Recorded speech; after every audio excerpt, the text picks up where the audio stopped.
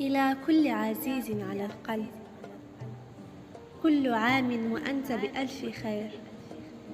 وأسأل من الله أن يتقبل طاعتك وصيامك وقيامك، وأن يجعل العيد لك كله فرحا وسرور. وأسأل الله الذي أعاد العيد وطوى الشهر الفقيد أن يمدك بعمر مديد، ويجعل حياتك وأيامك عيدا في عيد، وكل عام وأنت بألف خير.